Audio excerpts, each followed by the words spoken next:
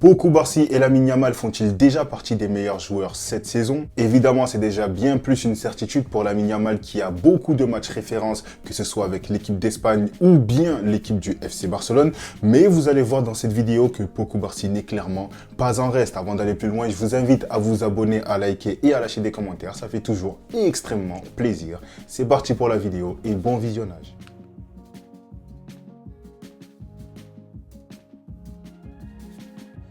Le potentiel offensif du Barça est tout simplement extraordinaire. Une attaque composée de Lamine Yamal, Lewandowski et Rafinha, une attaque qui enchaîne les buts, qui est plus qu'offensif. 4 buts contre le Real Madrid, 4 buts contre le Bayern Munich et 5 buts, une manita contre le FC Séville. Mais je pense qu'il est quand même temps de parler du potentiel défensif du Barça. Mais ça va être une vidéo plus approfondie, en tout cas sur les performances de Pau Cubarsí qui se montrent tout simplement extraordinaires, tout simplement époustouflants sous le Barça de Hans-Dieter Flick. Pour la petite biographie, Pau Cubarsí est un joueur qui se lance, ou en tout cas qui est lancé par Xavi Hernandez, ancien coach du FC Barcelone et qui a eu des matchs références déjà avec Xavi Hernandez. On se rappelle tous qu'il a d'abord débuté en Coupe du Roi face à l'Unionistas Salamanca, une équipe de 3e division il me semble, mais par la suite il enchaîne des matchs de Liga, finit par tomber par le Real Betis et fait des performances plutôt satisfaisantes. Et ensuite il finit par être homme du match contre Naples en Ligue des Champions pour sa première titularisation. Et ça, c'était mémorable. C'était tout simplement extraordinaire parce que je vous rappelle que face à lui, il avait un très gros client et d'ailleurs un des meilleurs neufs de cette génération-là actuelle. Et je parle bien entendu de Victor Osimhen. Un match dans lequel Pau Cubarsí a tout simplement été époustouflant et où il a éteint Victor Osimhen. On sait tous que Victor Osimhen, c'est un joueur qui a beaucoup d'impact physique, qui est rapide, qui est quand même clinique devant les buts et qui marque énormément de buts. Son physique, il est tout simplement très impressionnant. Donc quand tu vois un gamin de 17 ans à côté de lui, tu as des craintes, tu as des doutes.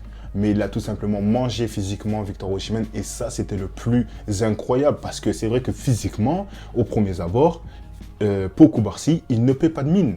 Mais c'était tellement étonnant à quel point il a surpassé Victor Osimhen physiquement que ça m'a choqué. Ça m'a énormément choqué. Et si on parle plus actuellement et qu'on prend par exemple les performances face au Bayern Munich ou bien face au Real Madrid lors du Classico, il ne faut pas qu'elles soient anodines parce qu'elles ont tout simplement été impressionnantes. Et une chose que j'aimerais noter, c'est son QI footballistique parce qu'à seulement 17 ans, comprendre aussi parfaitement ce que demande Hansi Flick, c'est tout simplement impressionnant. Parce que la stratégie du hors-jeu, on pourrait dire que par exemple, ouais, c'est facile à mettre en place, c'est dangereux, tout ça. Non. Non, c'est tellement dangereux que la réussir aussi parfaitement en devient encore plus difficile. Surtout que quand tu as des attaquants en face, comme des Musiala, comme des Gnabry, comme des Harry Kane, des attaquants plus expérimentés et en plus tu joues en Ligue des Champions, sauf que quand tu joues au Santiago Bernabéu, que tu maintiens des Vinicius Junior, Kylian Mbappé ou bien les courses de Jude Bellingham, ça en devient encore plus impressionnant. Et le QI footballistique qu'il nous montre, le fait qu'il arrive autant à comprendre Hansi Flick et que Hansi Flick sait qu'il peut se permettre de demander ça à Cubarsí 17 ans, c'est tout simplement qu'il a confiance en lui et qu'il a compris le talent qu'il avait. Maintenant, je pense que des choses qu'il ne faut pas qu'il passe aperçu, c'est les relances. Parce qu'une des plus grandes qualités de Pau Cubarsí, c'est pas son physique, c'est son jeu au pied. Quand tu joues au FC Barcelone, tu dois avoir un standard minimum de jeu au pied. On voit par exemple que Araujo, il pose problème dans ce domaine-là et que Íñigo Martínez ainsi que Pau Cubarsí, ils ont une telle complémentarité que les deux arrivent à participer au jeu du FC Barcelone. Quand le Barça est dans une phase de possession, tu peux compter sur eux, tu peux jouer avec eux pour te permettre d'écarter un peu plus l'équipe adverse. Et c'est cette polyvalence-là que t'apporte Pau Cubarsí. Maintenant, même si je remets sa capacité de relance en avant, son côté défensif est tout simplement impressionnant. Il lâche un tacle monstrueux contre Vinicius Junior à un moment donné. Contre Kylian Mbappé, il arrive à le bloquer. On parle quand même du meilleur ailier gauche actuel du monde et d'un des meilleurs joueurs de sa génération, Kylian Mbappé. On peut même parler de Bellingham, un des meilleurs joueurs aussi de cette génération-là, qui est considéré tout simplement comme monstrueux et qui font aussi les 3 parties de la liste des 30 nominés au Ballon d'Or. Donc, les performances de Pau Cubarsí, elles en deviennent tout simplement de plus en plus impressionnantes. Et je voulais prendre le temps de parler de Cubarsí parce qu'il ne faut pas que ça passe inaperçu. Je vous le rappelle, il a 17 ans et c'est tout simplement incroyable. Et j'aimerais un peu plus parler de la performance de Lamine Yamal parce que c'est vrai que dans mes précédentes vidéos, j'en ai pas énormément parlé, mais quelque chose sur lequel j'aimerais revenir, c'est sa célébration. Sa célébration qui a été tout simplement splendide, qui était spectaculaire à Santiago Bernabéu. Lâcher un calma comme ça, c'est extraordinaire, c'est spectaculaire. Et aujourd'hui, pour moi, Lamine Yamal devient le genre de joueur.